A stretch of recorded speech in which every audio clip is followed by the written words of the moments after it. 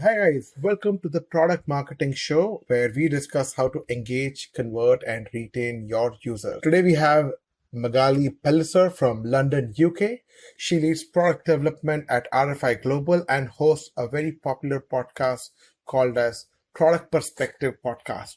Magali, welcome to the show. Thank you so much. I'm so happy to be a guest for the first time. So thank you so much for taking out time and talking to our audience.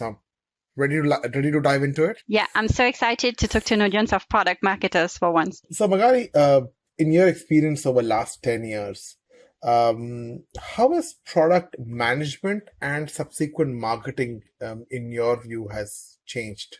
Clearly, I think I see two changes. The first one is about the definition of product management itself. And the second one is the move to product-led growth.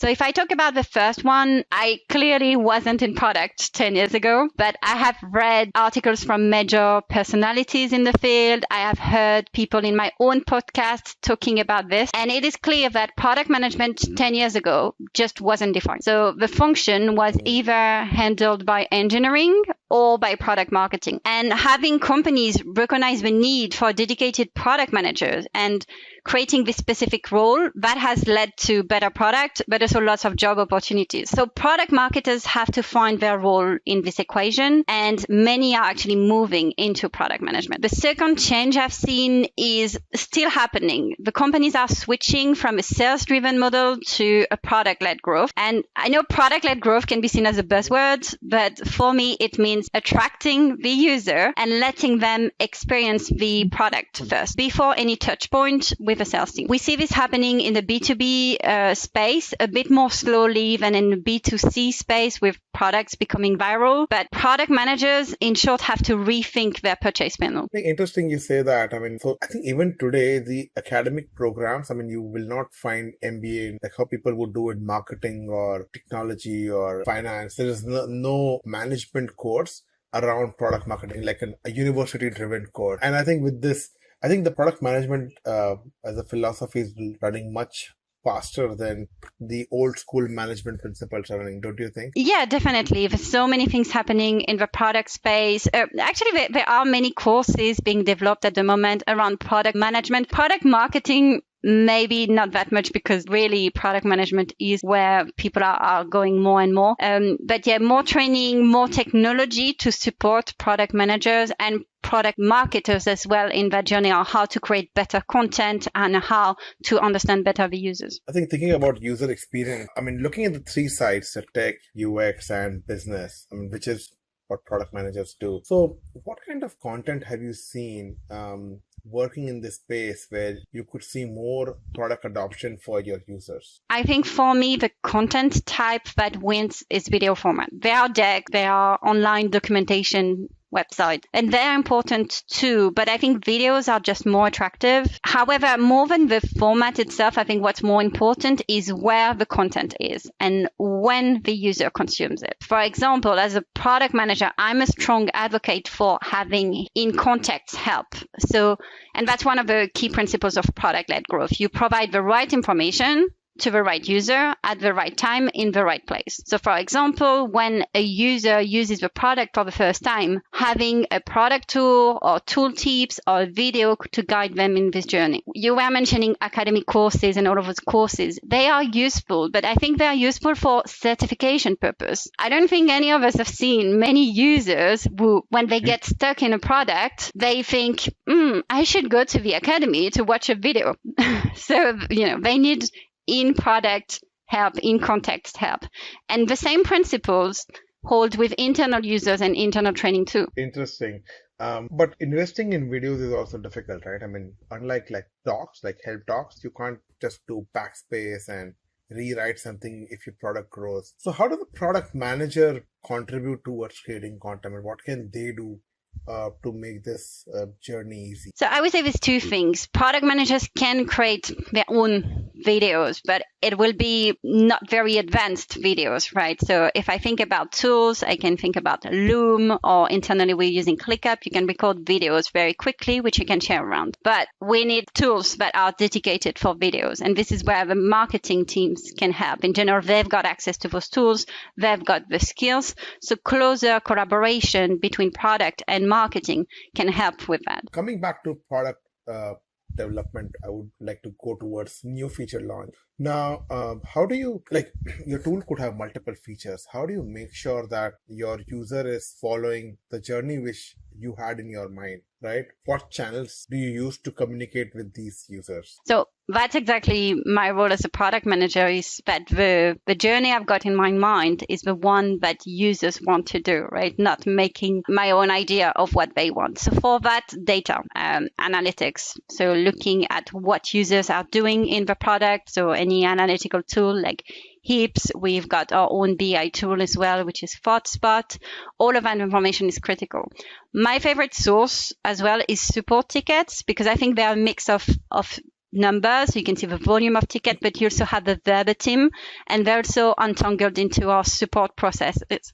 So using support ticket can tell you where users get stuck. So that's what I use to get that information and to validate that users are doing the right thing. But the data only tells you the what. And as a product manager, I need to understand why. Why did somebody go a different way? And to do that, listening to users. I ask my team to record every single customer interaction without the interpretation layer, just simply the quotes that customers said. And I don't use in my company, but I would love to have, those tools which record sessions of the user, so you can really see where their mouse goes and what they do in the product. I think this is a fantastic tool for product managers and UX designers. Since you mentioned about talking to customers, do product managers, do they talk to the customers themselves, or do you leave it to customer success? What's your point of view on that? I need to talk to customers directly, definitely. I think for me, customer success, they obviously are the key partner to the customer.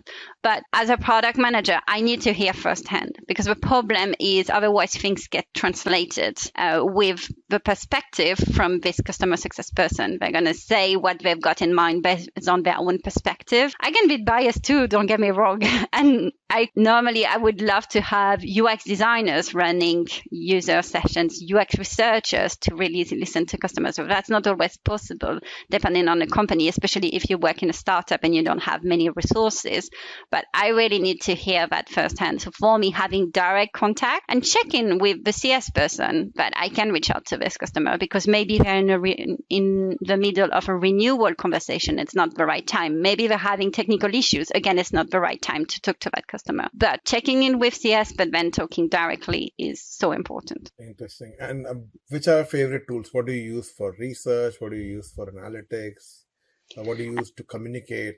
What's your tech stack? Yeah. So I work in a small company, and it's the first time they build a product. So it's a bit like a startup, and we don't have many tools. So in terms of tech stack, we've got, our infrastructure in Snowflake, our BI tool, ThoughtSpot.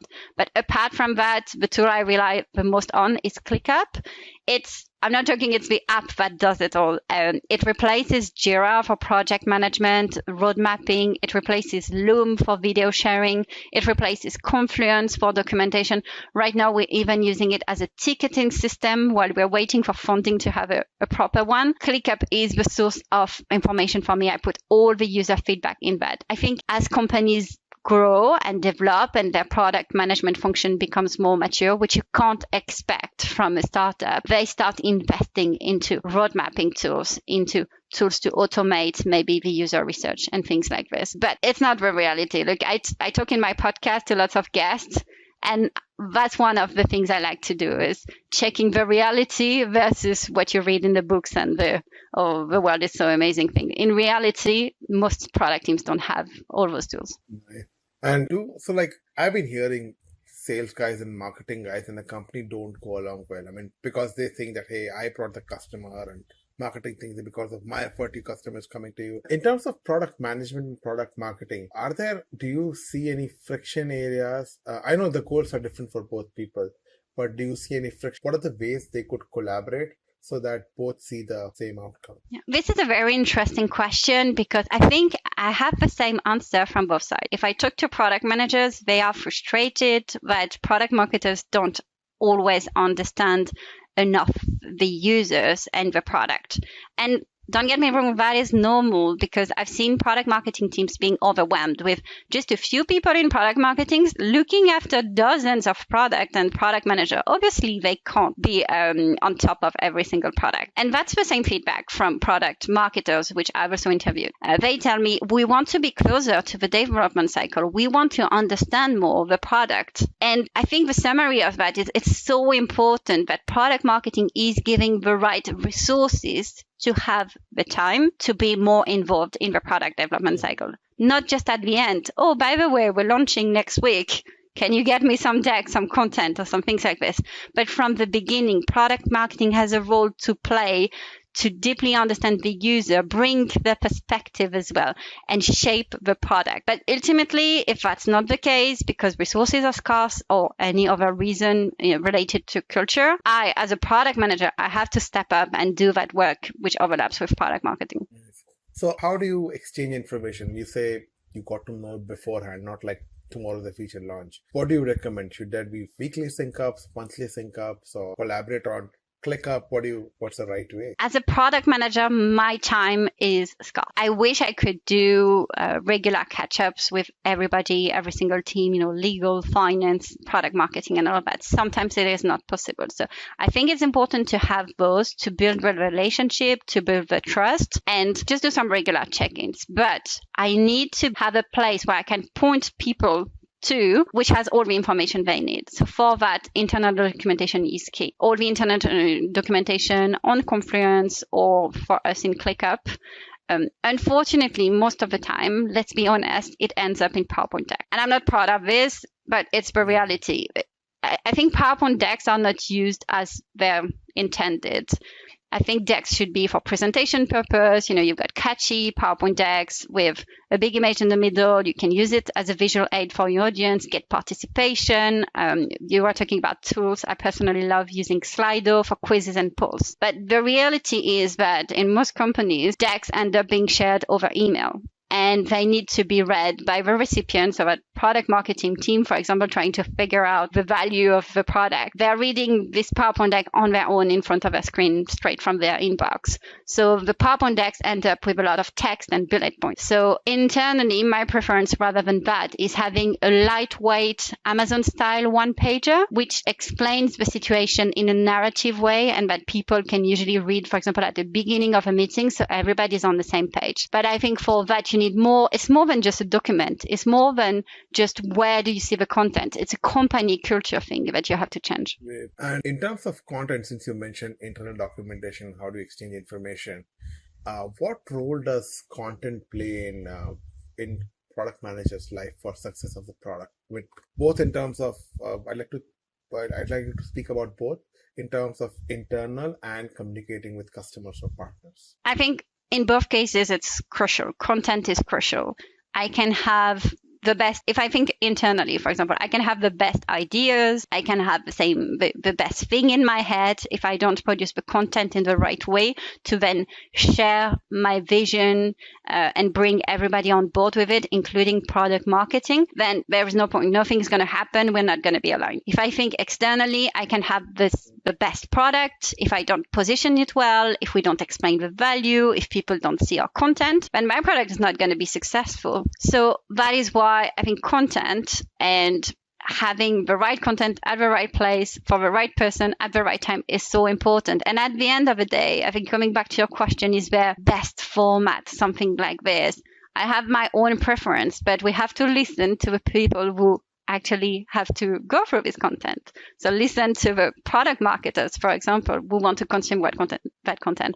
What is it that they prefer? This is great, Magali. If our listeners or viewers would like to connect with you or maybe connect with your podcast, what's the best way? Yeah, sure. So I'm happy if you want to connect with me, reach out on LinkedIn, Magali Pelissier, or you can contact me by email, magalipelissier@hotmail.fr. And if you want to follow the podcast, it's on all major podcast platforms, and it's also on LinkedIn Product Perspectives. Thank you so much, Magali, for taking our time and taking us through your perspective. Really appreciate it. Cool. Thank you so much for having me. It's been a pleasure.